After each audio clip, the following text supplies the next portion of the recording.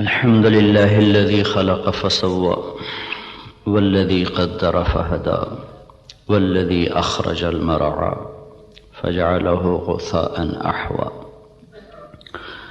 الحمد لله الذي خلق الخلائق بإرادته ودحى الأرض بمشيته واستوى على العرش بقوته. اللهم لا نحصي ثناء عليك أنت كما أثنيت على نفسك، وأشهد أن لا إله إلا الله وحده لا شريك له، وأشهد أن سيدنا ومولانا محمدا عبده ورسوله. أما بعد، فأعوذ بالله من الشيطان الرجيم. بسم الله الرحمن الرحيم.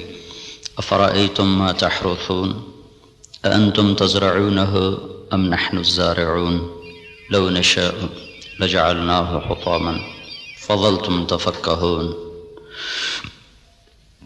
إنا لمغرمون بل نحن محرومون. وقال تعالى: والشمس وضحاها والقمر إذا تلاها والنهار إذا جلاها والليل إذا يغشاها والسماء وما بناها والأرض وما طحاها ونفس وما سواها فألهمها فجورها وتقواها قد أفلح من زكاها وقد خاب من دساها. وقال النبي صلى الله تبارك وتعالى عليه وسلم: ألا فاعملوا وأنتم من الله على حذر واعلموا أنكم معروضون على أعمالكم فمن يعمل مثقال ذرة خيرا يره ومن يعمل مثقال ذرة شرا يره، أو كما قال صلی اللہ تبارک و تعالی علیہ وسلم. آپ حضرات کے ہاں یہ دستور ہے، جس کو بلایا جاتا ہے اس کے لیے خطبہ استقبالیہ ہوتا ہے. وہ عام طور پہ ایک میٹھا زہر ہے جو اس بیچارے کو پلا دیا جاتا ہے. اس کی حیثیت سے بڑھ کر اس کا تعارف کرایا جاتا ہے، اس کی حیثیت سے بڑھ کر اس کی تعریف کی جاتی. وہ پھر یہ سمجھنے لگتا ہے شاید میں واقعی ایسا ہی ہوں، پھر وہ اللہ کی نظروں سے گرنا شروع ہو جاتا ہے. اس لیے میں یہ ایک بات تو آپ سب حضرات کی خدمت میں عرض کروں گا. آج تو اللہ کو کوئی نہیں جانتا، میں کون ہوں جسے ہر کوئی جانتا ہے؟ کہ مولانا طارق جمیل تعارف کے محتاج نہیں. میں تو ایک گندے نطفے سے بنا ہوا انسان، کل کو مٹی آج بھی مٹی، مٹ جانے والی شے. آج کی دنیا تو ایسی غفلت کی دنیا ہے کہ اللہ کوئی نہیں پہچانتا. اس وقت تو اللہ بھی محتاج تعارف ہو چکے ہیں. محتاج کا لفظ میرے آپ کے لیے نہ کہ اللہ کی ذات، کہ اللہ تو ہر چیز سے پاک ذات ہے، لیکن جو اس کو مانتے ہیں آج وہ بھی اللہ کو نہیں جانتے کہ اللہ کون ہے. تو میں اور آپ تو بڑے چھوٹے انسان ہیں، ہماری کوئی حیثیت نہیں ہے. تعارف ضرور کروایا جائے پر بڑے نپے تلے الفاظ کے ساتھ، جس سے اگلے کا مزاج خراب نہ ہو، بلکہ وہ بھی اپنی حیثیت میں رہے، اپنے دائرے میں رہے. ہمارے استاد صاحب رحمۃ اللہ علیہ جن سے بخاری پڑھی، وہ فرمایا کرتے تھے علم کی دو قسمیں ہیں. ایک وہ جو کسی کے ذریعے سے حاصل ہو، اس کو کہتے ہیں حصولی، حاصل ہوا. ایک وہ جو میں خود جانتا ہوں، اسے کہتے ہیں وجودی. وزن میں وجودی علم کی طاقت حصولی علم سے زیادہ ہوتی ہے. ایک چیز میں خود دیکھ رہا ہوں، ایک بتا رہا ہے، دونوں میں فرق ہے. شنیدہ کیبون مانند دیدہ، یہ ایک فارسی کی مثال ہے. اسی کو عربی میں لیس الخبر کالمعاینہ، دیکھا سنا برابر نہیں ہے. تو علم وجودی کی طاقت حصولی سے زیادہ ہوتی ہے، سوائے ایک جگہ کے. جب آدمی کی تعریف ہوتی ہے ان چیزوں کے ساتھ جو اس میں نہیں ہیں، تو وہ وہاں بیچارہ دھوکہ کھا جاتا ہے. وہ سمجھتا ہے یہ جو کہہ رہے ہیں نا ٹھیک ہی کہہ رہے ہیں، حالانکہ وہ اچھی طرح جانتا ہے کہ میں ایسا نہیں ہوں جیسا یہ کہہ رہا ہے. لیکن تھوڑی دیر کے لیے اس پر بھی ایک نشہ طاری ہو جاتا ہے، واقعی ایسا ہی ہوں. تو اس لیے میں نے یہ عرض کیا کہ آپ لوگوں کی تو مجبوری، آپ کے پاس افسران آتے ہیں، ان کی تعریف نہ کرو تو پھر وہ آپ کو کوئی ڈونیشن نہیں دیں گے، ان کو آپ بڑھا چڑھا کے ارسطو نہ بناؤ، جعلی نوس نہ بناؤ۔ وہ پچھلے دنوں نا جب وہ حکومت نے تعلیم میٹرک تک مفت کا اعلان کیا تو میں سیالکوٹ میں ہماری جماعت گئی تھی، تو وہاں چاکنگ ہوئی تھی دیواروں پر، وقت کا سر سید پرویز الہی۔ میں نے کہا بھائی اس سے بڑی بےزتی سر سید کی اور نہیں ہو سکتی۔ جس آدمی نے تن من دھن قربان کر دیا امت کو کسی رخ پر لانے کے لیے اور اس گرداب سے نکالنے کے لیے کہ یا کچھ دنیا کو بھی سمجھنے والے بنے۔ ایک نواب صاحب کے پاس گئے چندہ مانگنے، وہ تھے مخالف ان کے، تو انہوں نے تمسخر اور ٹھٹھے کے طور پر اپنے پرانے جوتے ان کو ڈبے میں پیک کر کے دے دیے کہ آئیے آپ کی اسکول کے لیے چندہ ہے۔ وہ لے گئے علی گڑھ، کھول کے دیکھا تو پرانے جوتے، تو انہوں نے اس کو بازار میں فروخت کیا، وہ کوئی 4 آنے 8 آنے کے بکے، وہ جمع کر کے رسید کاٹ کر لیٹر میں ڈال کے بھیج دی کہ آپ نے جو ہمیں چندہ دیا تھا وہ ہم نے بازار میں بیچا، اس کے اتنے پیسے ہم نے وصول پائے، اس کی رسید آپ کی خدمت میں پیش کر رہا۔ جو آدمی ایسے ذلیل ہو کے کسی کنارے پہنچاؤ، وقت کا سر سید پرویز الہی، میں کہا اس سے بڑی بےزتی آج تک سر سید کی نہیں ہو سکتی۔ تو خیر یہ ہمارے موضوع کی بات نہیں تھی، لیکن مجھے اپنی جان بھی تو بچانی ہے نا۔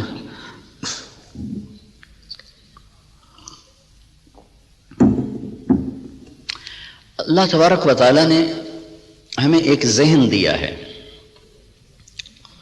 اس وقت ذہن یہ ہے کہ ہم اپنی محنت کا کماتے ہیں، محنت کا کھاتے ہیں، جو کماتے ہیں جو مرضی کریں، یہ ایک ذہن جس کو ہم سرمایہ داری کا نظام کہتے ہیں۔ یہ 1925 میں ایک شخص پیدا ہوا تھا وہاں گلاسکو کا، اس نے یہ نظریہ دیا تھا، اس نے کتاب لکھی تھی دی ویلتھ آف نیشن، تو اس میں اس نے یہ نظریہ دیا تھا کہ آدمی کو کمانے میں آزاد ہونا چاہیے، جو جیسے مرضی کمائے، اس سے مال کی دوڑ لگے گی اور لوگوں کے پاس سرمایہ وافر ہو جائے گا۔ ایڈورڈ سمتھ اس کا نام تھا۔ اس کے مقابلے میں ایک نظریہ تھا جو کارل مارکس نے دیا کہ سب کچھ نیشن کا ہے، حکومت کا ہے، کسی کا کوئی حق کوئی نہیں، حکومت اس کو صحیح طور پر تقسیم کرے گی۔ یہ 2 غلط نظریے دنیا میں چلے، ایک ختم ہو گیا، ایک قریب المرگ ہے، ختم ہونے پر ہے۔ اسلام اس کے بیچ میں لاتا ہے، وَكَانَ بَيْنَ ذَلِكَ قَوَامًا، وہ درمیان میں لاتا ہے، وہ ملکیت اللہ کی ثابت کرتا ہے، نہ میری نہ حکومت کی، الملک للہ۔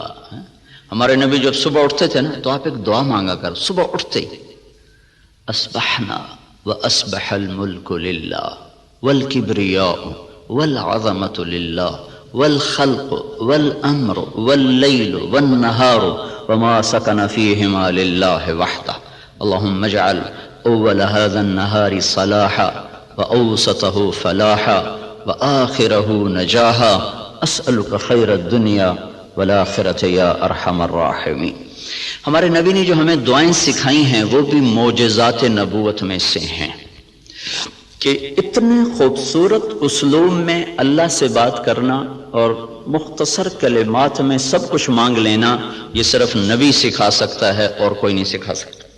تو صبح اٹھتے ہی کیا اعتراف عبودیت ہے، عبدیت ہے، اصبحنا واصبح الملک للہ، میرے رب ساری کائنات جس پر دن چڑھ رہا ہے وہ تیری ہی ہے، ساری عظمتیں جلال و کبریا وہ تیرے لیے ہے، ساری مخلوق سارا کچھ وہ تیرا ہی ہے، زمین آسمان جو اس کے درمیان ہے وہ سب کچھ تیرا ہے۔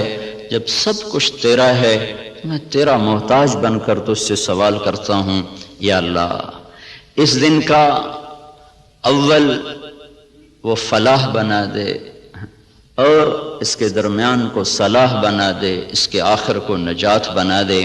یہ تصور ہمیں اللہ کی طرف سے ملا ہے کہ جو کچھ میرے پاس ہے وہ بطور استحقاق نہیں، بطور امتحان ہے۔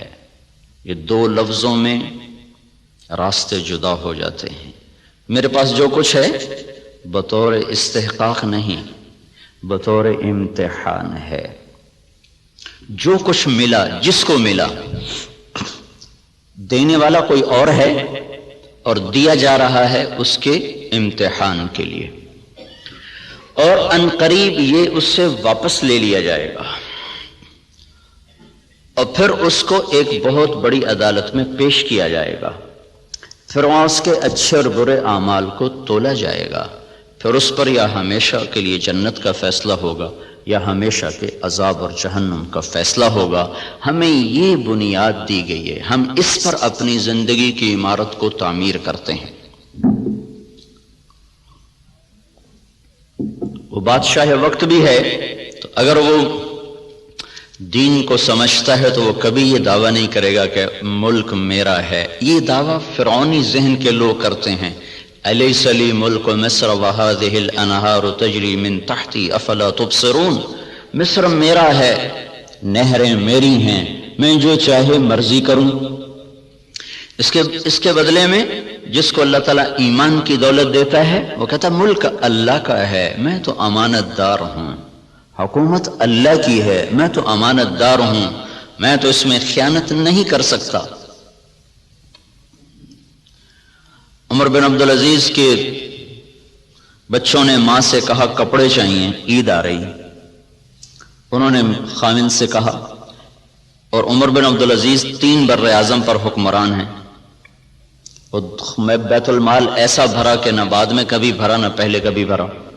تو انہوں نے، بیوی نے عرض کیا کہ بچے کپڑے مانگ رہے ہیں، تو انہوں نے فرمایا میرے پاس تو پیسے کوئی نہیں۔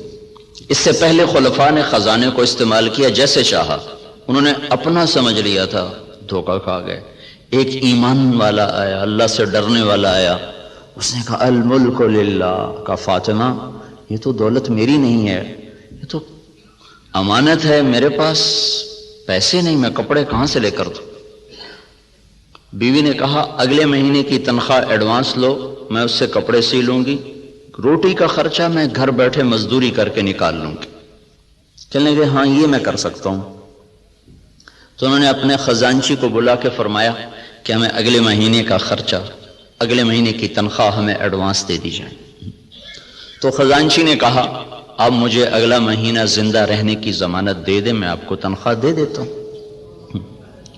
تو وہ چپ کر کے واپس آ گئے اور اپنی بیوی سے کہا فاطمہ، یہ فاطمہ عبد الملک کی بیٹی ہے، یہ عورت دنیاوی نسبت کے لحاظ سے اس جیسی معزز خاتون دنیا میں آج تک نہیں آئی، آئندہ کوئی آئے جائے تو پتہ نہیں، آج تک دنیاوی نسبت کے لحاظ سے اس خاتون جیسی کوئی عورت نہیں پیدا ہوئی۔ اس کا دادا بادشاہ تھا، اس کا باپ عبد الملک بادشاہ تھا، اس کے 4 بھائی ولید، سلیمان، یزید، ہشام، چاروں بادشاہ بنے، اس کا خامد عمر بن عبدالعزیز وہ بادشاہ بنا۔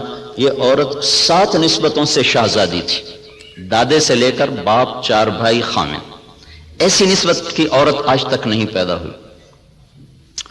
اسے فرمایا فاطمہ بچوں سے کہہ دو کہ تمہارا باپ کپڑے لے کے نہیں دے سکتا، الملک للہ، ملک اللہ کا ہے۔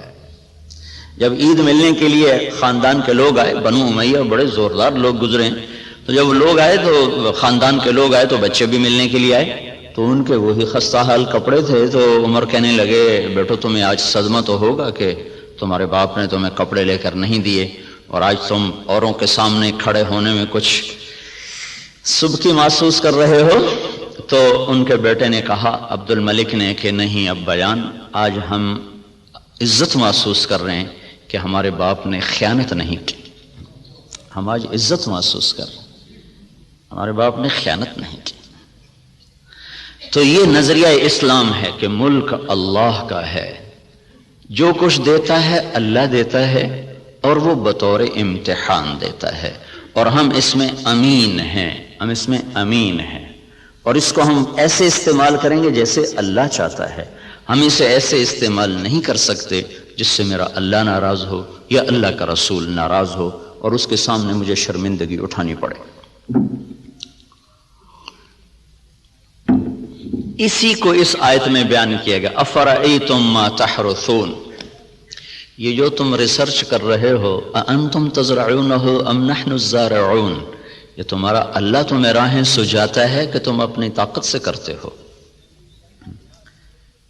یہ وہی نظریہ کہ جو کچھ ہے اللہ کا، بھائی ہماری کوشش ہے اس کو برابر کرنے والا، اس کو پھل دینے والا وہ اللہ ہے۔ اانتم تزرعونہ، بولو تم ہو یہ زراعت کرنے والے، ام نحن الزارعون، یا ہم ہیں زراعت کرنے والے۔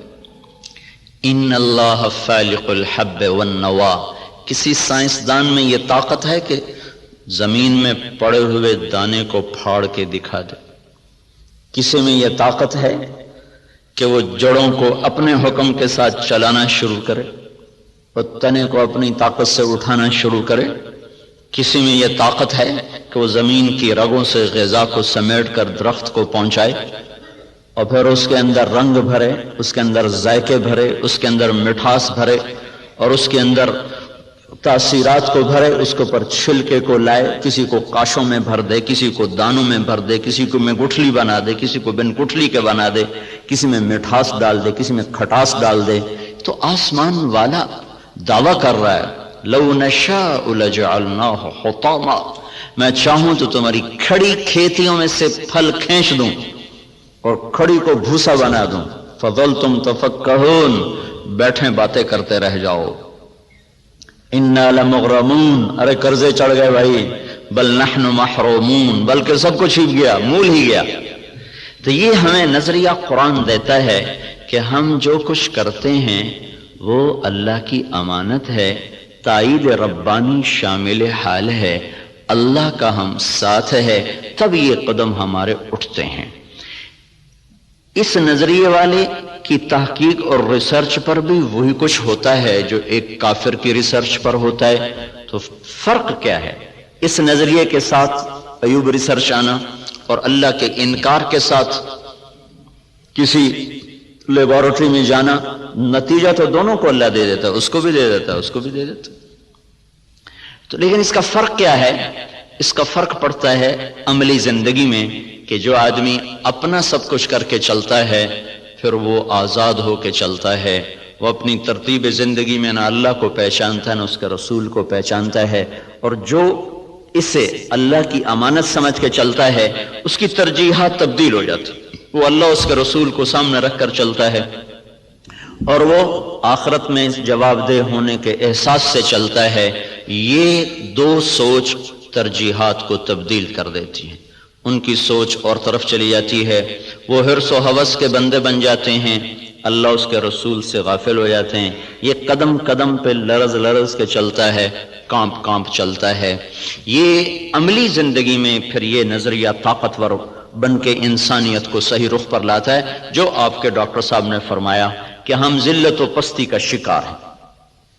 وجہ دین سے دوری ہے، دین سے دوری کی وجہ نظریات کمزور ہو چکے ہیں، تصورات کی دنیا میں اللہ نہیں بس رہا، اللہ کا رسول نہیں بس رہا، جنت اور جہنم کا تصور موجود نہیں ہے، اس لیے قدم بہک گئے، راستوں سے بھٹک گئے، ترتیب ساری الٹی ہو کے رہ گئی۔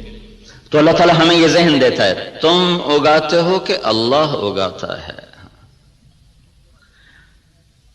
جہاں آپ کی ساری زراعت فیل ہو جائے، انس رضی اللہ تعالیٰ عنہ کو ان کی ماں لے کر آئیں، یا رسول اللہ آپ کا بچہ ہے، آپ کی خدمت کرے گا، اس کے لیے دعا کر دو۔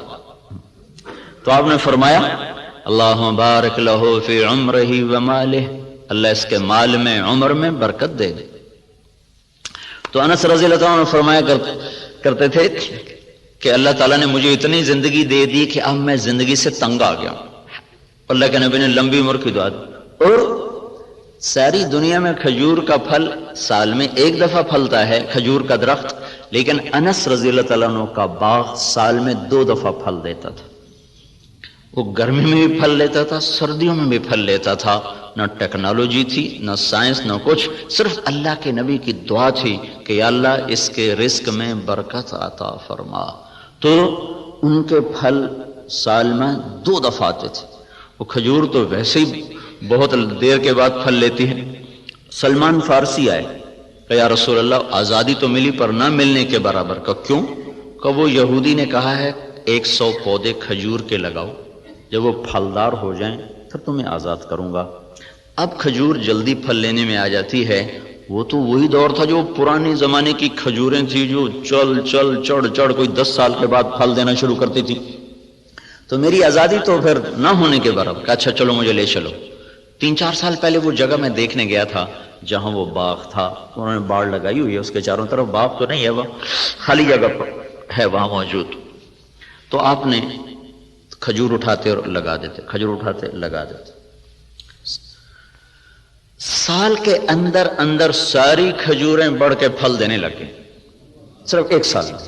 ایک کھجور اٹک گئی، کہا یا رسول اللہ ایک کھجور نہیں اٹکی۔ کہا کیا ہوا؟ تو حضرت عمر بولے یا رسول اللہ وہ میں نے لگائی تھی۔ کہ تیرا بھلا ہو جائے، تو نے کیوں لگائی تھی؟ پھر آپ تشریف لے گئے، پھر آپ نے اپنے ہاتھ سے لگایا، سال کے اندر وہ پھلدار ہو گئی۔ اب یہاں ساری سائنس بھی فیل ہے، ٹیکنالوجی بھی فیل ہے۔ اَأَنْتُمْ تَزْرَعُونَهُ أَمْ نَحْنُ الزَّارِعُونَ، تم اگاتے ہو کہ تمہارا اللہ اگاتا ہے، تم زراعت کرتے ہو کہ تمہارا اللہ کرتا ہے۔ زراعت کو پانی کے ساتھ جوڑا ہے تو اللہ تعالیٰ فرمایا أَفَرَأَيْتُمُ الْمَاءَ الَّذِي تَشْرَبُونَ أَأَنْتُمْ أَنزَلْتُمُوهُ مِنَ الْمُزْنِ أَمْ نَحْنُ الْمُنزِلُونَ، یہ پانی تم بارش کا برساتے ہو کہ تمہارا اللہ برساتا ہے۔ بارش نہ ہو تو آپ مجھ سے زیادہ جانتے ہیں کہ زمین کا پانی، دریاؤں کا پانی وہ تاثیر نہیں رکھتا جو اللہ نے بارش کے پانی میں تاثیر رکھی۔ زندگیوں کو زندگی مل جاتی ہے۔ وَتَرَى الْأَرْضَ حَامِدًا وَتَرَى الْأَرْضَ خَاشِعًا، 2 لفظ قرآن استعمال کرتا ہے۔ زمین کو دیکھو وہ ایسے پھٹی پڑی ہوتی ہے، حامدہ، اس کا ظاہر ختم ہو چکا ہوتا ہے۔ وَتَرَى الْأَرْضَ خَاشِعًا، اندر باہر سے زمین برباد ہوتی ہے۔ تو پھر ایک دم اللہ تعالیٰ آسمان سے پانی برساتا ہے۔ جب آسمان سے پانی اترتا ہے اہتزت وربت وانبتت من کل زوج بہیج، تو بارش سے زمین وجد میں آ جاتی ہے، رقص میں آ جاتی ہے۔ اہتزت جیسے خوشی سے لوگ جھومنے لگتے ہیں، ایسے جب تمہارا رب آسمان سے بارش برساتا ہے تو زمین خوشی سے جھومنے لگتی ہے کہ اللہ تعالیٰ اس میں وہ کچھ اتارتا ہے جو انسان کے بس میں نہیں ہے۔ تو زراعت کے نیچے پانی کو اللہ تعالیٰ لے کر آئیں کہ یہ تم نے اتارا کہ تمہارے رب نے اتارا۔ لو نشاء جعلناہ اجاجا، اگر میں چاہوں تو دنیا کے سارے میٹھے پانی کو کڑوا کر دوں تو پھر کیا کرو گے؟ کہاں سے لاؤ گے پانی؟ تو آج کل تو ٹیکنالوجی کا دور ہے نا، کوئی کہہ سکتا ہے کہ ہم پلانٹ لگا لیں گے، میٹھا بنانا شروع کر دیں گے، پانی میٹھا شروع کر دیں گے۔ تو اسی ذہن کے لیے اللہ تعالیٰ نے ایک آیت اور اتاری ہوئی ہے، قل ارأیتم ان اصبح ماؤکم غورا فمن یاتیکم بماء معین، مجھے بتاؤ جب میں تمہارا پانی ہی ختم کر دوں تو کہاں سے لاؤ گے؟ ویسے ہی ختم کر دے۔ ان اصبح ماؤکم غورا، ایک قلعہ فتح نہیں ہو رہا تھا ملک شاہ کے زمانے میں، لمبا زمانہ گزر گیا، قلعہ نہیں فتح ہوا، پہاڑی پر تھا۔ ایک صبح اٹھے تو سارے شہر والوں نے سفید جھنڈے لہرائے ہوئے دروازے کھول دیے۔ کیا ہوا بھائی؟ رات کو نظام الملک جو وزیر تھا، وزارت کے لحاظ سے شہرت پانے والوں میں اسلامی تاریخ میں نظام الملک کا نام قیامت تک رہے گا۔ بہت اعلیٰ درجے کی صفات کا حامل اور ایسی وزارت کی کہ آج تک اس کی مثالیں دی جاتی ہیں۔ وہ سالار لشکر تھا، جب وہ تنگ آ گیا نا تو اس نے رات کو اٹھ کے دعا کی، یا اللہ ہم سے نہیں فتح ہو رہا، تو راستہ کھول دے۔ صبح قلعے کے دروازے کھول کے لوگ نیچے اتر آئے، کہا جی ہم ہتھیار ڈالتے۔ کیا ہوا؟ کہ رات میں سارے شہر کا پانی خشک ہو گیا، ایک قطرہ پانی کوئی نہیں، ایک بوند پانی کوئی نہیں۔ دھس ان اصبح ماؤکم غورا، پانی کو دھسا دوں، کہاں سے لاؤ گے؟ اور دھنسے کو نکال دے۔ حدیبیہ پر جب پہنچے 1400 آدمی، کنواں خشک، وہ پانی ختم۔ وہ تو حادثہ پیش آ گیا کہ انہوں نے اندر جانے سے روک دے، وہ تو مکے جانے کی تیاری کر آئے تھے، راستے میں روک دیے گئے، پانی ختم ہو گیا۔ تو یا رسول اللہ پانی ختم ہے کیا کریں؟ تو آپ نے کہا کوئی تھوڑا بہت ہو تو لاؤ۔ تو ایک آدمی تھوڑا سا پانی لے کر آیا، تو آپ نے منہ میں ڈال کے خشک کنویں میں کلی کی تو کنویں کا پانی ابلتا ہوا باہر اٹھتے اٹھتے اوپر تک آ گیا. خشک کو اٹھا دیا، کھڑے کو دھنسا دیا.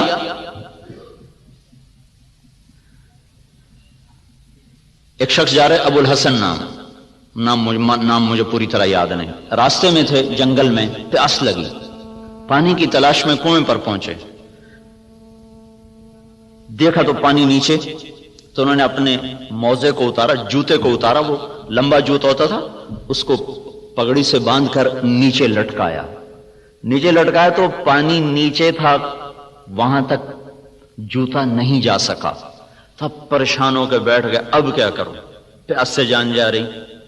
اتنے میں کہ ہرن دوڑتا ہوا آیا، اس نے آ کر تیزی کے ساتھ پہلے یوں نیچے نظر دوڑائی تو پانی بہت نیچے، پھر سیدھا ایسے آسمان کو دیکھا، ایسے یوں دیکھنا تھا کہ پانی فوارہ مارتا ہوا منڈیر کے ساتھ آ کے لگ گیا. تو اس نے پیا، انہوں نے بھی پیا. تو ان کو دل میں خیال آیا یہ کیا چکر ہے، یہ جانور اس کے لیے اتنا اکرام اور میں انسان اور ایمان والا، میرے لیے تو یہ ہوا نہیں، جانور کے لیے یہ ہو گیا. تو ایک آواز سنی تو رسی اور ڈول کے سہارے ڈھونڈتا رہا. اس نے سیدھا اپنے رب کو پکارا. اللہ پکارنے والوں کی ایسے ہی سنتا ہے.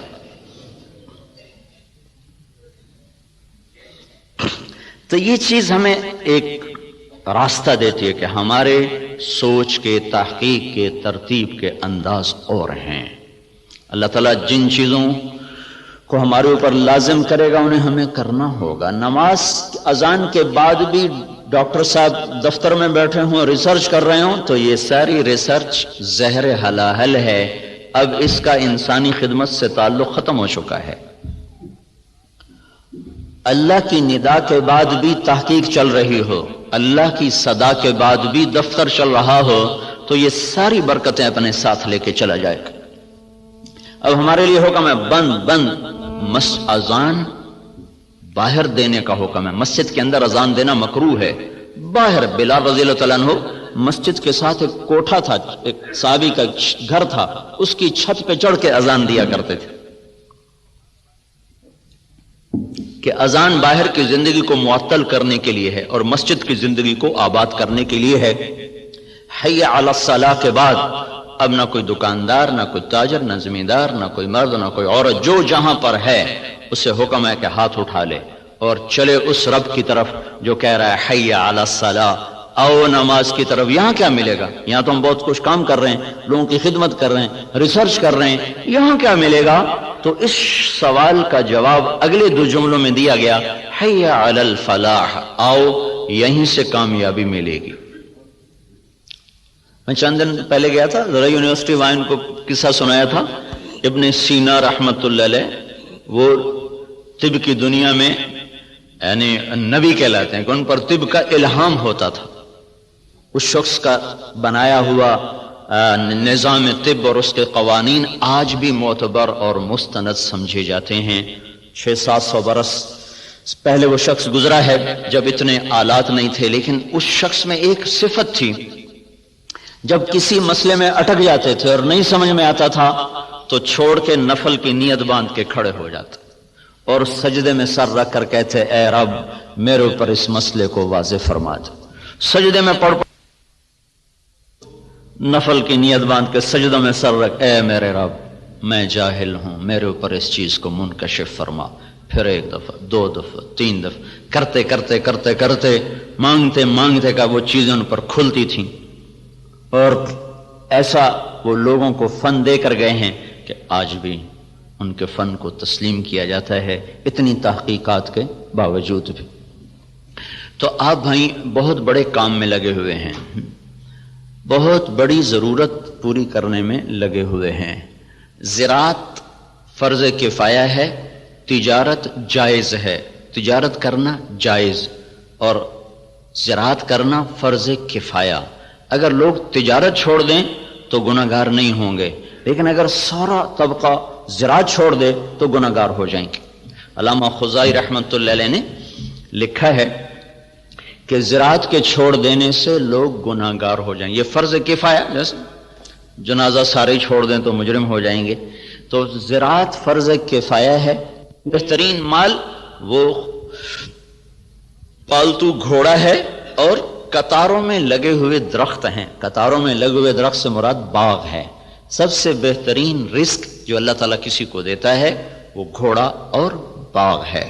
اور آپ نے فرمایا جب اللہ تعالیٰ نے معیشت کو اتارا، معیشت کو جب آسمان سے اتارا تو برکت کو کھیتی اور بکریوں میں رکھ دیا. جب اللہ تعالیٰ نے معیشت کو آسمان سے اتارا تو برکت کو کھیتی اور بکریوں میں رکھ دیا. سعد بن معاذ رضی اللہ تعالیٰ عنہ تشریف لائے تو آپ نے دیکھا ان کے ہاتھوں پر وہ کسی چلانے کے نشان پڑے ہوئے تھے. تو آپ نے کہا سعد کیا ہے یہ؟ کہا جی یہ کسی کے نشان ہے، میں زمین کھودتا ہوں، گوڑی کرتا ہوں. گوڑی کرتے نا اس زمانے میں ہاتھوں سے کرنا، تو یا رسول اللہ وہ میں خود کرتا ہوں، اس کے کرنے کی وجہ سے یہ میرے نشان پڑ گئے ہیں، بچوں کی روٹی کماتا ہوں. تو آپ نے ان کا ہاتھ لے کر ایسے چوما اور کہا اس ہاتھ پر جہنم کی آگ حرام ہے.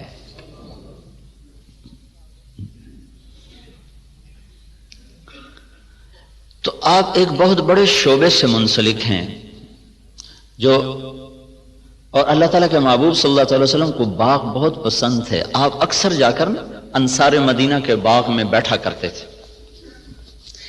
معاویہ رضی اللہ تعالیٰ عنہ سے کسی نے پوچھا، ایک بدو سے پوچھا تجھے کون سا مال پسند ہے؟ کہنے لگا چشمہ ہو عین خوارہ وعرض خرارہ، چشمہ ہو ابلتا ہوا، زمین ہو سرسبز، او نعجۃ صفراء فی قطعۃ خضراء، یا بکریاں ہوں اور ساتھ سرسبز چراگاہ ہو، یا کھجوروں کا باغ ہو اور اس کی چھاؤں ہو. تو کہنے لگے اللہ کے بندے سونے چاندی کا تو نے ذکر ہی نہیں کیا. انہوں نے کہا امیر المومنین دفع کرو، یہ بھی کوئی چیز ہے، خرچ کرو تو ختم ہو جائیں، نہ کرو تو پتھر کی طرح پڑے رہیں. تو اللہ تعالیٰ کے محبوب صلی اللہ تعالی علیہ وسلم نے ان ہاتھوں کو چوما کہ ان پر جہنم کی آگ حرام ہے.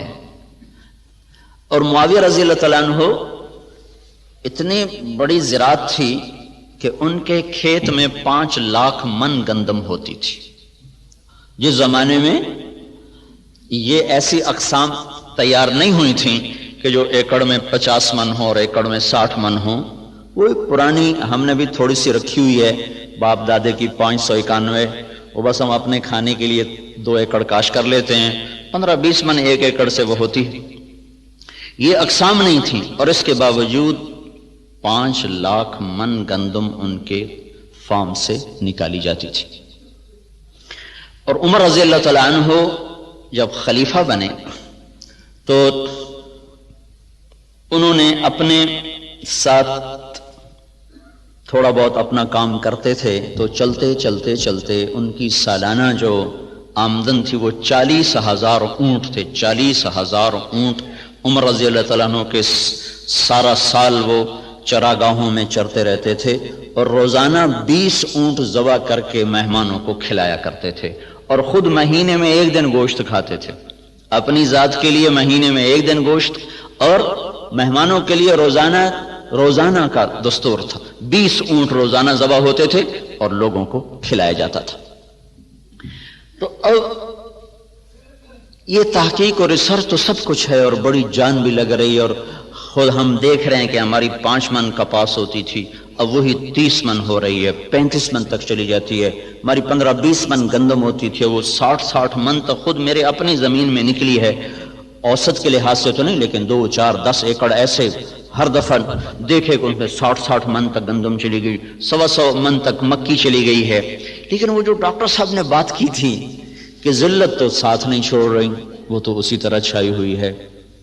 اتنی فراوانی کے باوجود ذلت سروں سے جا ہی نہیں رہی کہ اس کے لیے ایک اور نظام ہے، اس کے لیے اور اسباب ہیں. اس ریسرچ و تحقیق و تدقیق کے ساتھ ایک نظام اور ہے، وہ ہے اللہ اس کے رسول کی پسندیدہ ترتیب زندگی کو بھی سیکھنا اور اس کو بھی اپنی زندگی میں شامل کرنا اور اس کو لے کر ساری دنیا میں پھرنا. اس امت کا جو کام ہے وہ ساری دنیا کے انسانوں کو اللہ کا تعارف کروانا اور اللہ کے دین کی طرف بلانا ہے۔ وہ پہلو ہمارا بالکل خالی ہو گیا ہے۔ میں مکہ میں تھا تو مجھے ایک ملے، اس کے پی ایچ ڈی تھے ارضیات کے، ایک جگہ کھانے پہ ان سے ملاقات، وہ مجھ سے کہنے لگے آپ کے پاکستان کی جو زمین ہے، ساری دنیا میں ایسی زمین کسی ملک کے پاس نہیں ہے جو اللہ تعالیٰ نے قدرتی اس کے اندر صفات رکھی ہیں، دنیا کے کسی خطے میں یہ صفات موجود نہیں۔ میں نے کہا آپ کی بات درست ہے، لیکن ایک اور ہمیں وائرس لگ گیا ہے جس نے ہماری ہر شے کو برباد کر دیا ہے، وہ بددیانتی اور خیانت کا وائرس ہے جو جان ہی نہیں چھوڑ رہا۔ امریکن سنڈی بھی مر گئی اور کپاس کے وائرس کا بھی علاج ہوگا۔ تو بیوٹی کپاس میں نے اس دفعہ 10 ایکڑ کاشت کی تجربے کے طور پر، جس پر سنڈی ویسے ہی نہیں آتی، وہ نہیں آئی، ہم نے 10 ایکڑ کاشت کیا تجربے کے طور پر، اس پر سارے سیزن میں کوئی سنڈی کا اٹیک نہیں ہوا سوائے لشکری سنڈی کے۔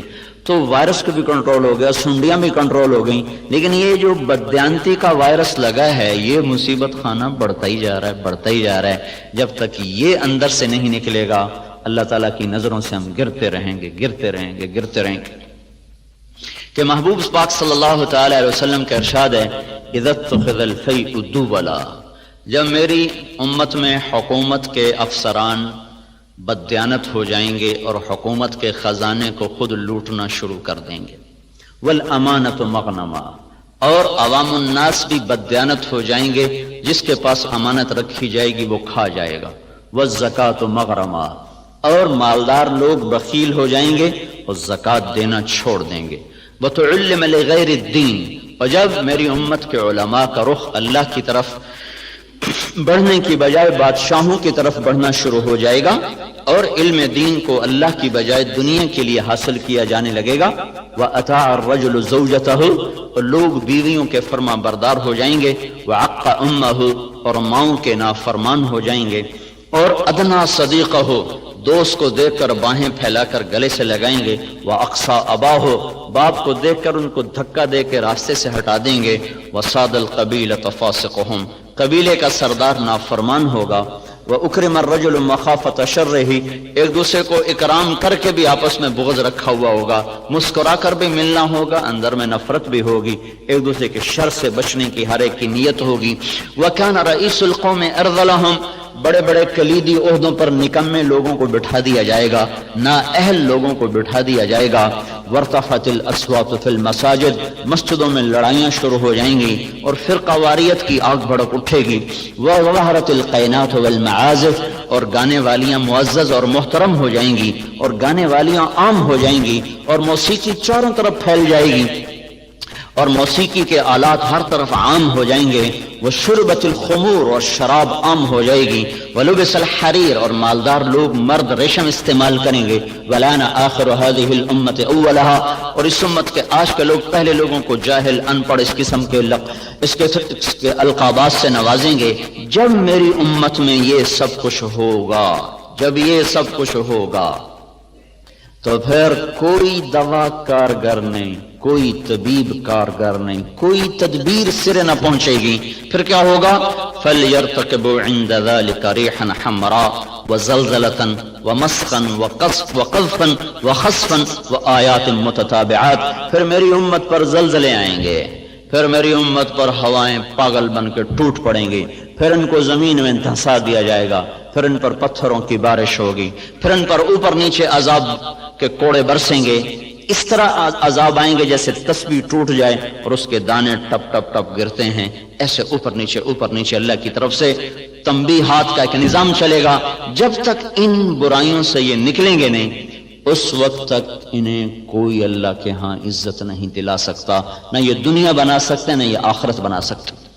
کافر اور ہم میں فرق ہے، وہ جو مرضی کریں، اگر وہ دنیا کے اسباب کو ٹھیک استعمال کر لیں گے تو اللہ ان کے حق میں نتیجہ دے دے گا۔ وہ جو مرضی کریں، شراب پئیں، زنا کریں، جو مرضی کریں، سود کھائیں، اگر انہوں نے 2 اور 2 کو جمع کر دیا تو اللہ 4 کر دے گا۔ اگر ہم نافرمانی کے ساتھ ان سے بھی زیادہ دنیا کے میدان میں محنت کریں گے تو اللہ ہمارے نتیجے بند کر دے گا، 2 اور 2 کو 4 بھی نہیں ہونے دے گا، بیچ میں حائل ہو جائے گا۔ وَلَنُذِيقَنَّهُم مِّنَ الْعَذَابِ الْأَدْنَىٰ، دون العذاب الاکبر لعلہم یرجعون، تمہارا قانون اور ہے، ہم تمہیں تمہارے گناہوں پر دنیا میں جھٹکا دیں گے، تمہیں چھوٹے چھوٹے عذاب دیں گے، بڑا عذاب نہیں دیں گے تاکہ تم توبہ کرو۔ اور غیر مسلم کے لیے قانون ہے ذرہم یأکلوا ویتمتعوا ویلہہم الامل فسوف یعلمون، انہیں موت تک چھٹی دے دو، جو کرنا چاہتے ہیں یہ کر لیں، ان کی اکٹھی پکڑ موت کے بعد ہے۔ تو اس وقت مخلصین کی محنت دنیا کے میدان میں بھی ہے، دین کے میدان میں بھی ہے۔ آپ کے ریسرچ کرنے والے مخلص ہو کر جان کھپا کر دن رات لگ رہے ہیں، اور دین کے میدان میں بھی مخلصین ہیں جو جان کھپا رہے ہیں، لیکن جو باہر کا مجمع ہے وہ باغی ہو چکا ہے، وہ اللہ کا نافرمان ہو چکا ہے۔ 100 میں 90 آدمی بے نمازی ہے، 95 آدمی بے نمازی ہے، 100 میں 5 آدمی اٹھ کے سجدہ کرتے ہیں۔ آپ اپنے ملازم کو سامنے بیٹھے کو 5 دفعہ بلائیں، بات سنو بات سنو بات سنو، وہ ایک دفعہ سر اٹھا کے بھی نہ دیکھے تو آپ کا کیا رویہ ہوگا اس کے ساتھ؟ اور اللہ تعالیٰ روزانہ 5 دفعہ سورے فضاؤں میں ارتعاش پیدا ہو جاتا ہے، حی علی الصلاۃ حی علی الصلاۃ حی علی الصلاۃ۔ نہ ریڑھی والا اٹھتا ہے، نہ سائنسدان اٹھتا ہے، نہ تاجر اٹھتا ہے، نہ مزدور اٹھتا ہے۔ 95 آدمی بغاوت کا جھنڈا بلند کیے ہوئے ہوں۔ 700 دفعہ جس حکم کو قرآن میں پھیرایا گیا ہو، ایمان کے بعد عبادات میں سب سے زیادہ جس چیز کا تذکرہ ہے وہ نماز ہے۔ 700 دفعہ اس کا تذکرہ قرآن میں ملتا ہے۔ ایک سجدے کا انکار شیطان نے کیا، ہمیشہ کے لیے مردود ہوا۔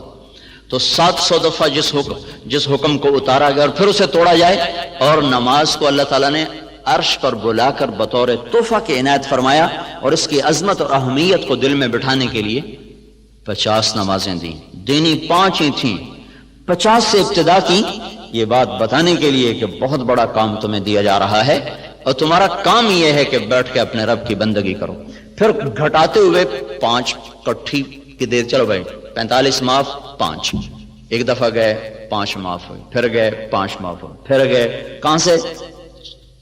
چھٹے آسمان سے واپس جاتے تھے سدرۃ المنتہا، چونکہ موسیٰ علیہ السلام چھٹے آسمان پر تھے۔ یہ اللہ ہی نے سارا نظام چلایا، موسیٰ علیہ السلام کو کھڑا کر دیا، ملاقات کروا دی، کیا ہوا کہ 50 نماز، بہت زیادہ ہیں، آپ واپس جائیں واپس جائیں، کون پڑھے گا؟ واپس گئے، اچھا چلو بھائی 5 معاف ہیں، پھر واپس آئے، کیا ہوا؟ 5 نہیں بہت زیادہ ہیں، واپس جائیں، پھر 5 اور 5 اور 5 اور، جب 5 رہ گئیں تو موسیٰ علیہ السلام نے پھر کہا یا رسول اللہ زیادہ ہیں، واپس جائیں، کوئی نہیں پڑھیں گے ایوب ریسرچ والے، واپس جائیں، 2-4 ہی پڑھیں گے، باقی سارے چائے پیتے رہیں گے، یا رسول اللہ واپس جائیں، کہا نہیں اب مجھے شرم آتی، اب نہیں جاتا ہوں۔ آپ کو ڈر یہ تھا کہ 5 معاف ہو رہی، کہیں یہ بھی نہ معاف ہو جائے اور میری امت محروم ہو جائے۔ تو موسیٰ علیہ السلام نے کہا چلیں ٹھیک ہے، میری امت پہ تو 2 فرض ہوئی تھی، انہوں نے وہ بھی نہیں پڑھی تھی، آپ کی امت 5 کیسے پڑھے گی؟ انہوں نے چونکہ تجربہ کیا تھا، وہ اپنے تجربے کی بنیاد پہ بول رہے تھے۔ بنو اسرائیل پہ 2 نمازیں فرض تھی، فجر کی 2 رکعت، عصر کی 2 رکعت، بس، باقی نفل کو جتنے مرضی پڑھے 2 نماز، اور اس میں رکوع کوئی نہیں تھا، اللہ اکبر سیدھا سجدے میں، اور اس میں تلاوت کوئی نہیں تھی، جو کہ اپنی کتاب تو یاد ہی نہیں کر سکتے تھے، تورات زبور انجیل نے مٹ جانا تھا تو اللہ نے اس کا نظام ایسا بنایا کہ اس کو یاد کو نہیں کر سکتا تھا، تو لہٰذا ان کی نماز میں تسبیح ہوتی تھی، سبحان اللہ سبحان اللہ سبحان اللہ، جو بھی ان کی زبان میں تھا، الحمدللہ اللہ اکبر، وہ تسبیح پڑھتے رہتے تھے اور پھر سیدھے سجدے میں چلے جاتے تھے۔ اللہ تعالیٰ نے ہماری نماز کو مزین کیا قرآن کی تلاوت کے ساتھ، قرآن کو باقی رکھنا تھا تو اس کے حافظ پیدا فرما دیے۔ دنیا میں واحد کتاب ہے جو بن سمجھے یاد کی جاتی ہے، بن سمجھے یاد کرائی جاتی ہے۔ یاد کرنے والا بچہ ہے پاکستانی جس کو پتہ ہی نہیں میں کیا یاد کر رہا ہوں، یاد کرانے والا استاد قاری ہے جس نے عربی کو نہیں پڑھا، اسے کچھ پتہ نہیں میں کیا یاد کرا رہا ہوں، اور اس کی تنخواہ اتنی تھوڑی ہے کہ وہ بیمار ہو جائے تو نزلے کی دوا بھی اپنی تنخواہ میں سے نہیں لے سکتا، اس کے بچے کی شادی ہو تو اپنی تنخواہ میں 1 جوڑا کپڑے لے کر اپنی بیٹی کو نہیں دے سکتا، اتنی قلیل تنخواہ کے ساتھ وہ اپنے آپ کو چٹائی کے ساتھ سی کر بیٹھا ہوا ہے، اور ساری زندگی اس کی ایک کمرے میں گزر جاتی ہے، درسگاہ سے گھر، گھر سے درسگاہ، اتنی بڑی مشقت پر اس کو کس نے آمادہ کیا ہے؟ یہ آسمان کا غیبی نظام ہے جس نے قلوب کو مسخر کر دیا ہے، اور ایک طبقہ یاد کر رہا ہے، دوسرا یاد کرا رہا ہے، جب روس میں کمیونسٹ عروج پر تھے، برزنف کا دور تھا، تو 1982 میں گیا تھا انگلینڈ جماعت میں، تو وہاں 4 آدمی ملے،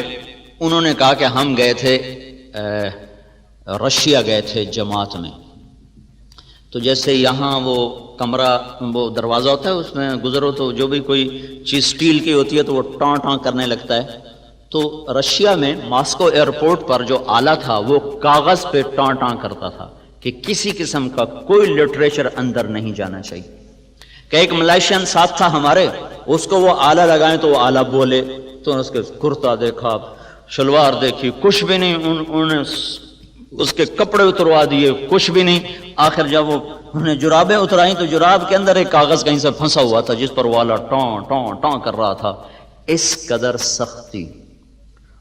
لیکن میرے رب کا نظام کیا ہے کہ ہم ایک جگہ تھے تو ایک بچے نے ہمارا بازو پکڑا، پہلے اس نے دائیں بائیں دیکھا کوئی ہے تو نہیں، کوئی نہیں تھا، تو اس نے بازو پکڑا اور لے کے کمرے میں گیا اور دروازے بند کر کے کنڈیاں لگا کے میرے سامنے بیٹھ کر قرآن پڑھنا شروع کر دی زبانی، اور پھر مجھ سے کہنے لگا اشارے میں کہ تو بھی سنا، تو میں کہ مجھے تو آتا نہیں، وہی 10 صورتیں آتی ہیں، تو کہنے لگے پھر ہم نے وہاں پوچھا کہ آپ لوگوں نے قرآن کو کیسے باقی رکھا، تو انہوں نے کہا کہ جب ہم پر یہ ہوا 1917 میں لینن میں اسٹالن مرا ہے، 1917 سے 1953 تک 1 کروڑ انسان ذبح ہوا اور اس میں اکثر مسلمان تھے، تو کہنے لگے ہم تہ خانوں میں چلے گئے اور اپنے بچوں کو زبانی یاد کرایا، زبان سے زبان، سینے سے سینہ، سب کچھ مٹا دیا، مسجدیں بند کر دیں، مدرسے بند کر دیے، پر قرآن پھر بھی زندہ رہا۔ تو اللہ تعالیٰ نے ہمیں نماز عطا فرمائی جس میں قرآن کی تلاوت ہے، اب جتنی مرضی لمبی نماز ہو اگر قرآن سے ذرا بھی ذوق ہو تو طبیعت تنگ نہ پڑے گی۔ عبد الرحمن تیمی فرماتے ہیں میں حرم میں بیٹھا تھا مکے میں، عثمان رضی اللہ تعالیٰ عنہ تشریف لائے، امیر المومنین تھے اس وقت، حج کا موسم، وہ آئے، ان کے داڑھی سے وضو کا پانی ٹپک رہا تھا، ہاتھ میں جوتا تھا، ایک طرف جوتا رکھا اور میرے برابر نیت باندھ کے کھڑے ہو گئے، اللہ اکبر، کہنے لگے مجھے جستجو ہو گئی، دیکھو کیا پڑھیں، تو انہوں نے الف لام میم سے شروع کر دیا، پہلی رکعت الف لام میم، سورت بقرہ گئی، آل عمران گئی، نساء گئی، مائدہ گئی، چلتے چلتے میں نے کہا یہ کہاں جا کے رکوع کریں گے، والناس پہ جا کے رکوع کیا، ایک رکعت میں سارا ہی قرآن پڑھ دی، دوسری رکعت کے لیے بھی کچھ نہیں بچا کے رکھا، ایک رکعت میں سارا قرآن۔ جب تھوڑا سا جی لگ جائے تو پھر نماز ایک مرغوب ترین عمل بن جاتا ہے۔ جب نماز کا وقت ہوتا تو ہمارے نبی فرماتے بلال ارحنا بہا، ارے اذان دے مجھے راحت پہنچا، مجھے راحت پہنچا، جعلت قرۃ عینی فی الصلاۃ، میری آنکھوں کی ٹھنڈک ہے نماز۔ عربی زبان میں جب لذت اپنے انتہا پر پہنچے تو اسے قرۃ العین سے تعبیر کیا جاتا ہے، تو آپ نے فرمایا میری آنکھوں کی ٹھنڈک نماز ہے۔ اتنا لمبا سجدہ فرماتے تھے تہجد میں کہ عائشہ رضی اللہ تعالیٰ عنہ متعدد دفعہ سوچ میں پڑ جاتی کہیں انتقال تو نہیں ہو گیا، کہیں وصال تو نہیں ہو گیا۔ اتنا لمبا قیام فرماتے تھے کہ پنڈلیاں سوج کر پھٹ جاتی تھیں اور ان میں سے خون بہنا شروع ہو جاتا تھا۔ چلو ہم اتنے لمبے سجدے دیں پر اذان پر ایوب ریسرچ بند تو ہو جائے، کلرک سے لے کر پی ایچ ڈی تک سارے نماز کے لیے مسجد میں موجود ہوں کہ یا اللہ بس تیرے در پر آ گئے، حاضر ہیں۔ یہ نماز ایک بہت بڑا عمل ہے جو انسانیت کو صراط مستقیم پر لاتا ہے۔ جتنی نماز میں طاقت پیدا ہو جاتی ہے اتنا ہی اس کے زندگی درست ہونا شروع ہو جاتی ہے۔ بیمار بیج کا پودا بھی تو بیمار ہی نکلتا ہے، صحت مند بیج کا پودا بھی صحت مند ہوتا ہے۔ نمازیوں کی 5 قسمیں ہیں، ابن القیم رحمۃ اللہ علیہ نے لکھی ہیں۔ ایک نمازی وہ ہے جو پڑھتا بھی ہے چھوڑتا بھی ہے، 3 بھی پڑھ لیتا ہے، 5 بھی پڑھ لیتا ہے، 2 بھی پڑھ لیتا ہے، ساری چھوڑ دیتا ہے، ساری پڑھ لیتا ہے، نہ اس کو بے نمازی کہہ سکتے ہیں نہ اس کو پکا نمازی کہہ سکتے ہیں، اس کو جہنم میں پھینکا جائے گا، یہ متہاون ہے، متہاون۔ فویل للمصلین الذین هم عن صلاتهم ساہون، ویل ہے ان نمازیوں کے لیے، لفظ نمازی آیا ہے تو بے نمازی اس سے مراد نہیں ہے۔ کون سے نمازی؟ جو اپنی نماز سے غافل ہیں، پڑھی نہ پڑھی، آگے کر دی پیچھے کر دی، قضا کر دی، سفر میں ہیں جی کوئی نہیں، گھر جاتے کٹھی پڑھ لیں گے۔ اس قسم کے جو نماز کے ساتھ اونچ نیچ ہوتی ہے، ان کے لیے ویل ہے۔ ویل کیا بلا ہے؟ ایک ترجمہ تو ہے بربادی، اور ایک ترجمہ ہے یہ ایک وادی ہے جس وادی کا ایک ایک بچھو خچر کے برابر بڑا ہے، اور جو ایک دفعہ ڈستا ہے تو 40 سال تک آدمی اس سے تڑپتا رہتا ہے۔ تو ایک تو وہ ہیں جو کبھی پڑھ لیتے ہیں کبھی چھوڑ دیتے ہیں، مرضی کے ہیں، تو ان کو بے نمازی والی پکڑ تو نہیں ہوگی، لیکن جائیں گے یہ بھی آگ میں۔ اس شخص کی نماز اس کی زندگی کو نہیں بدلے گی۔ دوسرا نمازی ہے جو 5 وقت کا اہتمام کرتا ہے، باقاعدگی سے نماز پڑھتا ہے، لیکن نماز کے اندر اور باہر برابر ہے، غافل ہو کر نماز پڑھتا ہے، نہ اس کو اندر کا پتہ نہ باہر کا پتہ۔ جس غفلت کے ساتھ وہ فائل پہ بیٹھا تھا، اسی غفلت کے ساتھ وہ صف میں کھڑا ہوتا ہے۔ جس بے دھیانی کے ساتھ وہ گھر سے نکلا تھا، اسی بے دھیانی کے ساتھ وہ نماز میں کھڑا ہوتا ہے، لیکن پڑھتا 5 وقت ہے۔ یہ معاقب ہے، معاقب۔ یہ نماز کے چھوڑنے یا غفلت کی وجہ سے جو پکڑ ہے اس میں نہیں آئے گا، لیکن اس کی ڈانٹ ڈپٹ ہوگی، تنبیہ ہوگی، معاقب۔ اس کی نماز بھی اس کی زندگی پر اثر انداز نہیں ہوگی۔ اس میں وہ جواب آ گیا ہے جو نماز پڑھ کے بھی لوگ رشوت لیتے ہیں، نماز پڑھ کے بھی لوگ گالیاں دیتے ہیں، نماز پڑھ کے بھی لوگ یہ کرتے ہیں۔ ایسی نماز کا کیا فائدہ؟ یہ بات تو غلط ہے۔ ایسی نماز کا فائدہ یہ ہے کہ نماز نہ پڑھنے کی سزا نہیں ملے گی، گالی دینے کی سزا ملے گی، نماز نہ پڑھنے کی سزا ملے گی۔ یہ اس سے بدرجہ بہتر ہے جو گالیاں بھی دیتا ہے نماز بھی نہیں پڑھتا، 2 جرم ہو گئے۔ جو رشوت بھی لیتا ہے نماز بھی نہیں پڑھتا، اس کے 2 جرم ہو گئے۔ قرآن کا دستور ہے فَمَن يَعْمَلْ مِثْقَالَ ذَرَّةٍ خَيْرًا يَرَهُ وَمَن يَعْمَلْ مِثْقَالَ ذَرَّةٍ شَرًّا يَرَهُ۔ رائی کے برابر اچھائی کر لو تو اس کا اجر ملے گا، رائی کے برابر برائی کر لو تو اس کی سزا ملے گی۔ اب اس میں سے اللہ جس کو چاہے معاف کر دے۔ تو یہ ایک ہمارے ہاں بات چلی، کیا فائدہ جی ایسی نماز کا، کیا فائدہ ایسی نماز، ایسے حج کا کیا فائدہ، ایسے روزے کا کیا فائدہ، سارا دن ہیرا پھیری کرتے ہیں، ایسے روزے کا کیا فائدہ؟ اس روزے کا اتنا فائدہ ہے کہ نہ پڑھنے نہ رکھنے کی سزا نہیں ملے گی، یہ فائدہ ہے۔ یہ کوئی تھوڑا فائدہ نہیں، بہت عظیم فائدہ ہے، بہت بڑا فائدہ ہے۔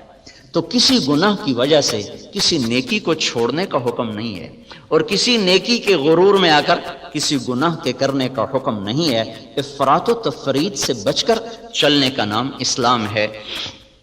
کسی نمازی سے کوئی غلطی ہو جائے، تیری نماز کا کیا فائدہ؟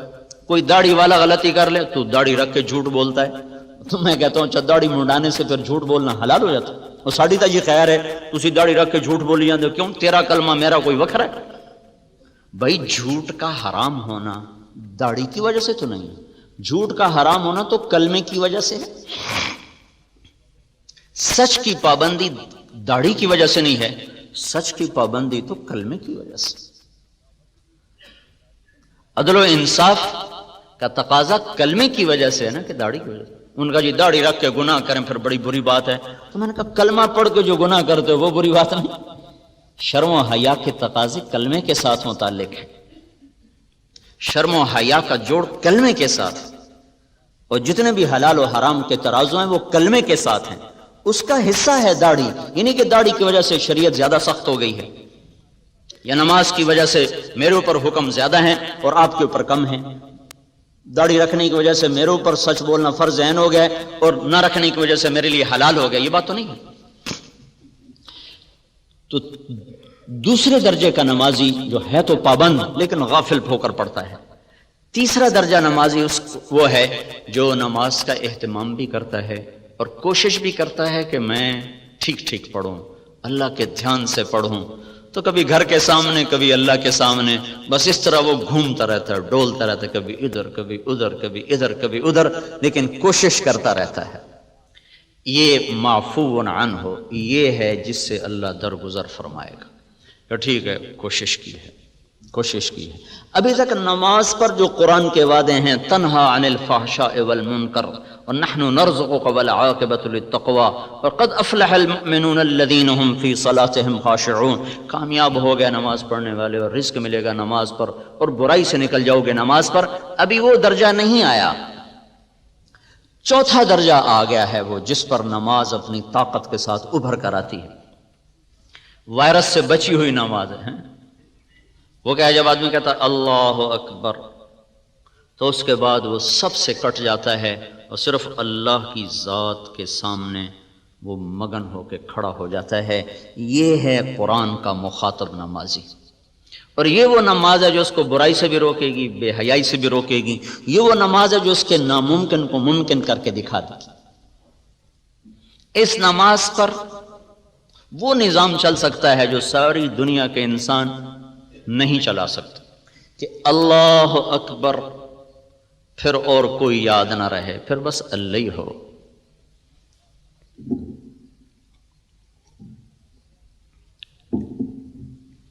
عروہ بن زبیر رضی اللہ تعالیٰ عنہ کا پھوڑا نکلا ہے پاؤں میں، وہ آگے بڑھنا شروع ہوا تو طبیب نے کہا کاٹنا پڑے گا ورنہ یہ سارا زہر پھیل جائے گا. تو کہنے کہ کاٹ دو. ان کا پھر آپ کوئی نشہ پی لیں تاکہ کاٹ دیں. تو انہوں نے فرمایا ایمان اور نشہ ایک پیٹ میں کبھی جمع نہیں ہو سکتا. جس پیٹ میں نشہ جاتا ہے اس سے ایمان نکل جاتا ہے. میں نماز شروع کرتا ہوں تم کاٹ لینا. تو ایسے بیٹھ کر انہوں نے پاؤں یوں کر کے پھیلا دیا اور نماز کی نیت باندھ کے بیٹھ گئے.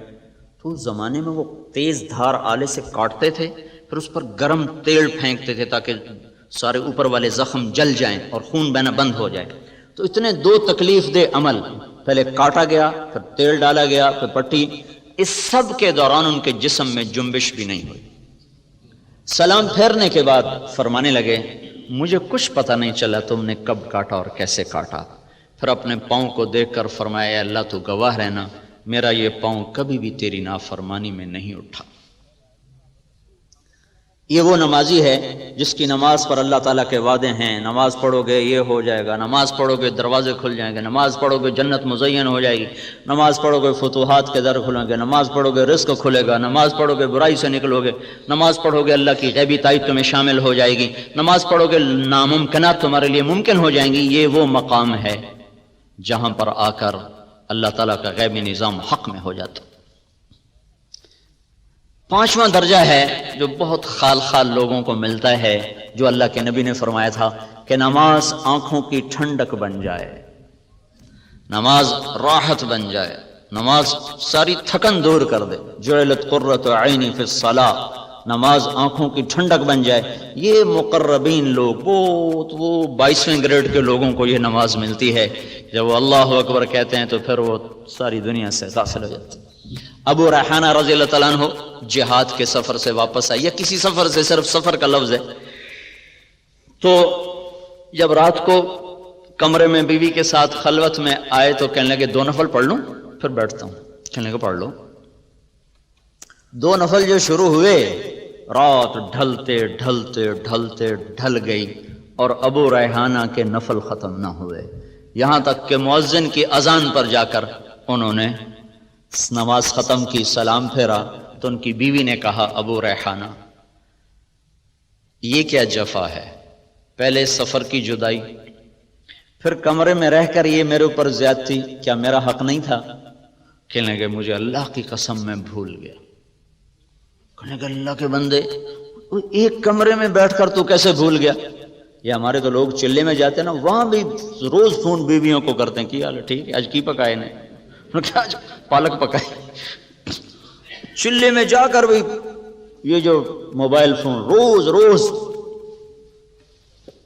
ایک مولوی صاحب سال لگا رہے تھے میرے پاس، کہنے کہ بیوی کا خط نہیں آ رہا، بڑا پریشان. میں نے کہا اچھا ٹھیک ہے دعا کرو. تو کوئی 15-20 دن گزرے تو میں گزرا تو وہ مولوی صاحب جو تھے نا ایسے لیٹے ہوئے، امریکہ سے آئے تھے سال لگانے کے لیے جماعت، تو لیٹے ہنس رہے تھے. اب یقین مانے مجھے کچھ پتہ نہیں، لیکن میں نے اندازہ لگایا کہ لگتا ہے خط آ گیا. میں نے کہا مولوی صاحب کیا بیگم کا خط آ گیا؟ کہنے لگے ہاں آ گیا. اور یہاں ایک کمرے میں ان کو یاد ہی کوئی نہیں ہوا میرے پاس کوئی ہے. تو وہ کہنے لگی اللہ تیرا بھلا کرے، تجھے میں کیسے بھول گئی، تیرے برابر تو بیٹھی ہوں. کہنے لگے جب میں نے قرآن پڑھنا شروع کیا تو میرے آگے جنت کھل گئی، مجھے کچھ یاد نہیں رہا. یہ بھی نماز کا ایک درجہ ہے. پر چلو یہ نہ صحیح، اتنا تو ہو، کوئی ادھیڑ بن تو ہو، کچھ ادھیڑ بن تو ہو. ادھیڑنا ہی ادھیڑنا، بخیے ادھیڑ کے رکھ دیے، کچھ بنے کچھ ادھڑے. اتنی تو ہو جائے نماز کبھی اللہ کے سامنے کبھی گھر کے سامنے، جب ایسی نہ پڑھ سکیں تو پھر بعد میں اس لیے تو ہے جب آپ سلام پھیرتے تو کہتے تھے اللہ اکبر، پھر کہتے تھے استغفر اللہ استغفر اللہ استغفر اللہ، میرے مولا مجھے معاف کر دے، مجھے معاف کر دے، مجھے معاف کر دے۔ کون سا گناہ کیا ہے جس پر معافی مانگی جا رہی؟ یہ کیا ہے کہ جیسے تیرے سامنے کھڑا ہونا تھا میں نہیں کھڑا ہو سکا، مجھے معاف کر دے۔ جیسے تیرے سامنے سجدوں کی ضرورت تھی میں ویسے سجدے نہیں کر سکا، یا اللہ تو مجھے معاف کر دے۔ تو اللہ تعالیٰ آپ کو وہ سجائے گا، وہ علم آپ پر کھولے گا کہ جیسے آج کا یہاں کا بڑا ڈاکٹر وہ ہے جو یورپ سے امریکہ سے ڈگری لے کر آ رہا ہو، پھر ایک وقت آپ اپنی آنکھوں سے دیکھیں گے کہ وہاں سے دنیا اڑ اڑ کر آئے گی اور آپ سے سیکھے گی کہ ہمیں بھی بتاؤ۔ 700 سال تک اسپین مرکز نہیں رہا، قرطبہ کے یونیورسٹیاں بھری ہوتی تھی ساری دنیا کے طلبہ سے، بغداد کی یونیورسٹیاں بھری ہوتی تھی ساری دنیا کے طلبہ سے، کھچ کھچ کر انسانی 1000 برس تک انسانوں کو قانون دیا ہے، زندگی کے راستے بتائے ہیں۔ 200 سال سے زوال ہوا ہے تو ہم اتنے احساس سے کمتری کا شکار ہو گئے کہ جیسے ہمارے پاس کوئی سرمایہ کوئی نہیں۔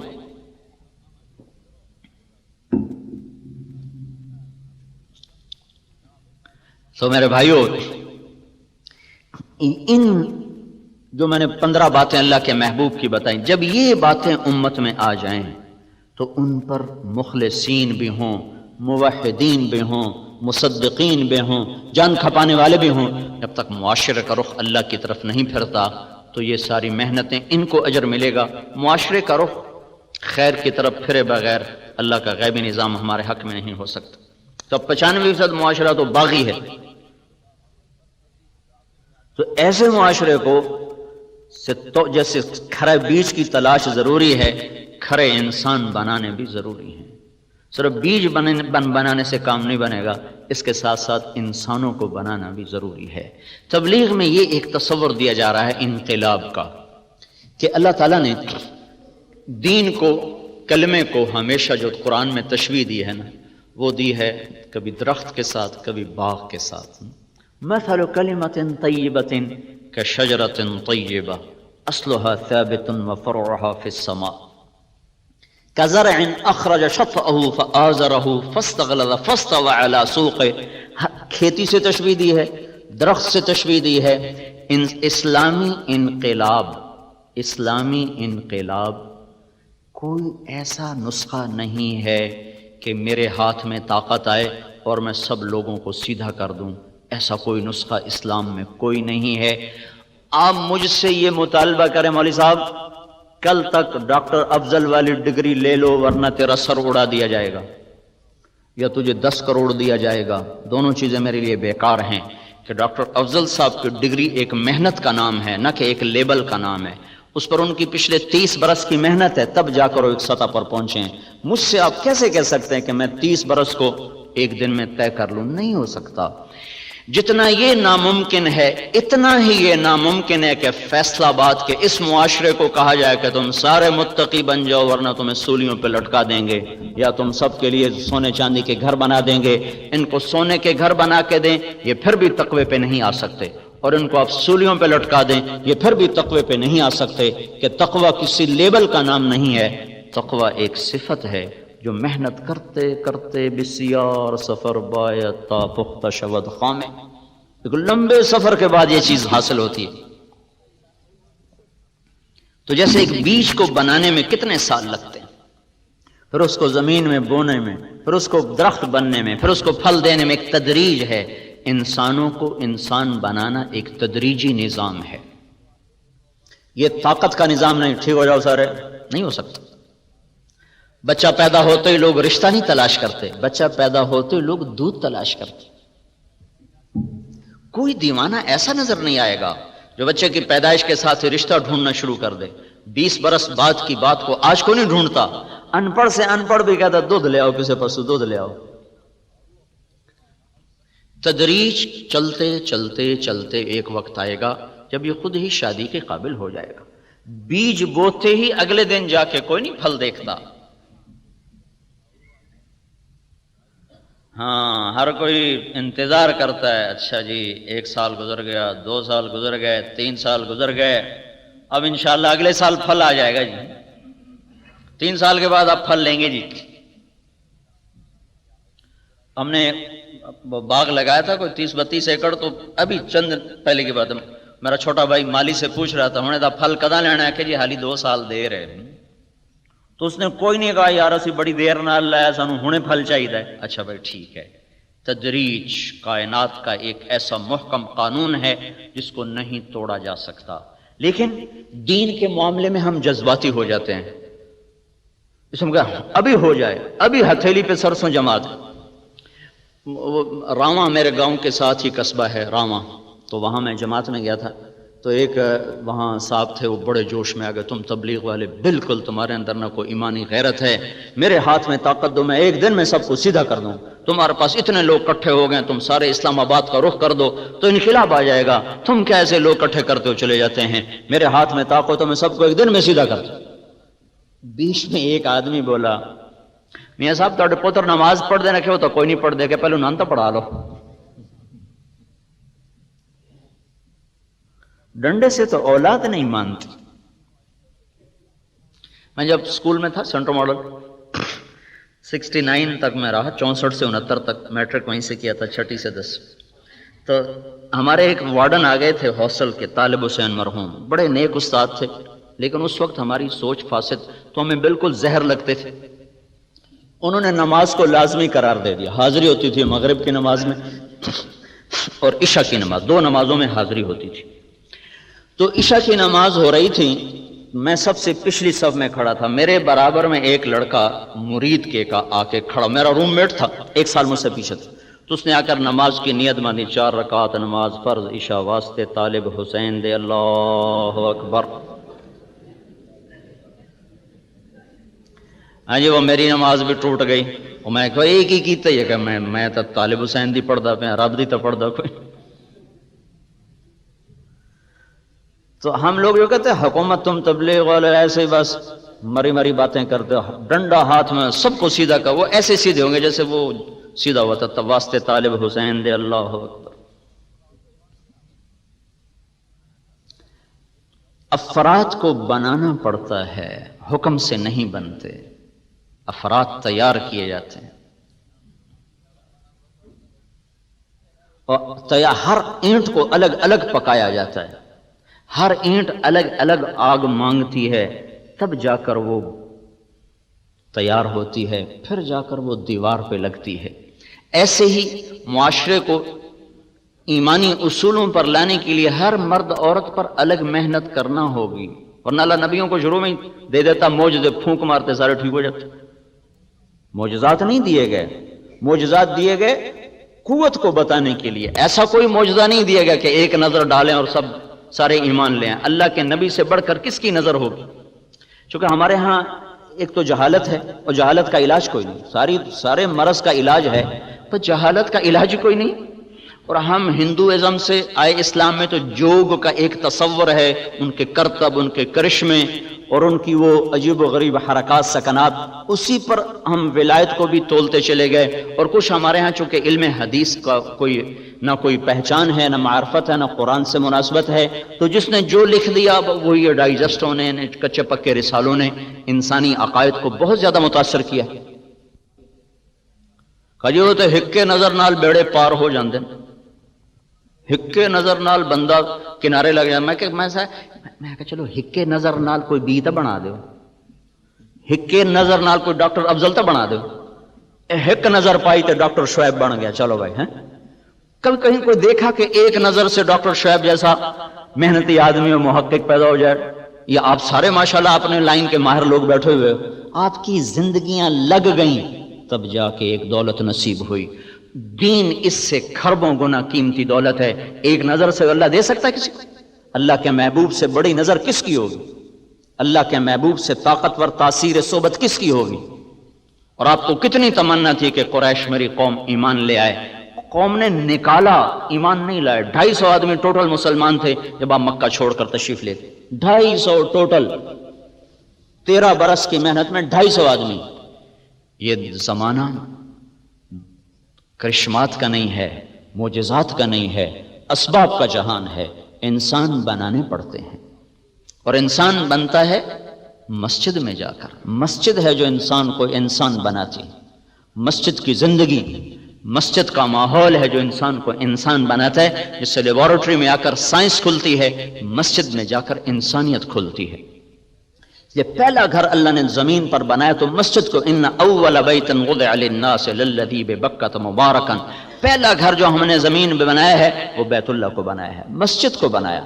ہمارے نبی جب مدینے میں گئے سب سے پہلے قباء میں گئے تو مسجد بنائی، مدینے میں پہنچے تو مسجد کو بنایا، پھر امت کا تعلق مسجد کے ساتھ جوڑا۔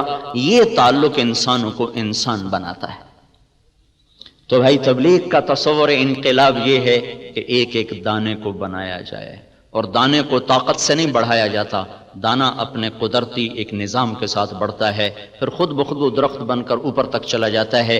ایسے ہی انسانوں کو انسان بنانے کے لیے ایک محنت ہے، جب اس دھارے میں ڈال دیا جاتا ہے تو آہستہ آہستہ آہستہ وہ خود انسانیت کے مراحل کو طے کرتے ہوئے پھلدار بن جاتے ہیں۔ تحریکوں میں شور و شغب ہوتا ہے اور مثبت کام خاموشی سے ہوتے ہیں۔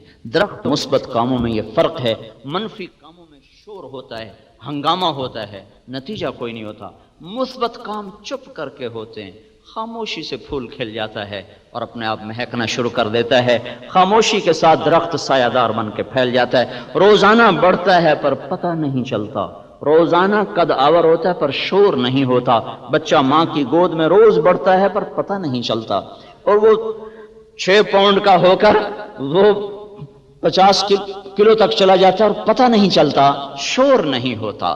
مثبت کام ایسے خاموشی کے ساتھ اپنا سفر شروع کرتے ہیں اور وہ ایک زندگی کو اپنی لپیٹ میں لے لیتے ہیں۔ ایک عرصے کے بعد مولانا الیاس صاحب رحمۃ اللہ علیہ نے تحریکی راستوں سے ہٹ کر مثبت راستوں پہ کام شروع کیا۔ 6 بر اعظم میں اللہ نے تبلیغ کی محنت کو متعارف کرا دی۔ یہ میں آپ کو کسی عقیدت کی وجہ سے نہیں کہہ رہا ہوں کہ مجھے دین کا تعارف تبلیغ کے ذریعے سے۔ ہمارا بیک گراؤنڈ ایک ذمہ دار فیملی ہے، اور ایسی فیملی جو لوکل، ہم مہاجر پھر بھی کچھ آئے تھے تو کچھ ان کو سوجھ بوجھ تھی، ہم لوکل پنجاب کے، ہمیں لوگ جانگلی کہتے ہیں، ہم جانگلی لوگ تھے، جنگل میں رہتے ہیں۔ مجھے سمجھ میں نہیں آتا تھا لوگ ہمیں جانگلی کیوں کہتے ہیں، پھر مجھے پتہ چلا میرے باپ کے انتقال پر نا تعزیت کے لیے ہمارے ایک آیا آدمی، کہاں سے؟ شوج آباد ہم سے کوئی 60-70 کلومیٹر نا، وہ یہ وہاڑی سے آگے ہے لڈن، وہ دلتانوں سے ہمارے تعلقات تھے، تو وہاں سے ایک آدمی آیا اونٹ پہ سوار، عمر کتنی تھی؟ 82 سال، اونٹ پہ بیٹھ کر لڈن سے وہ کوئی 50 کلومیٹر کا سفر کر کے آیا۔ مجھ سے کہنے لگا میں تیرے دادے دا نوکر ہوں۔ میں نے پتہ لگ گیا بھائی اللہ بخش مر گیا ہے، میں آیا پرچاون تو میرے ہاتھاں دا بال آئی۔ اس نے یہ عقدہ کھولا کہ یہ سارا جنگل ہوتا تھا اور ذمہ دارہ کوئی نہیں ہوتا تھا، زمینیں تھی، جنگل، اور جنگل میں ہم تمہاری بھینسیں چراتے، گائے چراتے، راوی ہم سے قریب ہے، کم صبح جاتے تھے شام کو لے کر آتے تھے۔ جنگل میں کہا میں نے یہاں شیر بھی دیکھے ہیں، ہرن بھی دیکھے ہیں، سب کچھ میں نے یہاں دیکھا ہوا ہے۔ تو تم لوگ، اس دن مجھے سمجھ میں آ گئی ہے ہمیں لوگ جانگلی کیوں کہتے ہیں۔ اور فطرت کیا تھی، وہ 82 سال کا ہو گیا تھا۔ میں کہ چاچا ہوں تو بالکل کنارے لگا کھلا ہے، ہوں تو داڑھی رکھ لا، اتنی تیری عمر ہو گئی۔ آکھنا کا پتر رکھ تا لواں، ساری زندگی چوریاں کیتیاں تے ہن توبہ تا کر لئیے، پر کسے کسے لے ککڑ حالی بھی لکا لینا تے مڑ میں داڑھی نال لپی گیا تو بڑا بھڑا کام۔ ایسے ہمارے نوکر ہوتے تھے کہ 82 سال کی عمر میں کہ ککڑ حالی میں لکا لینا، یہ ہاتھ چاہ جائے۔ تو ہمیں تو کوئی دینی بیک گراؤنڈ تھا نہیں۔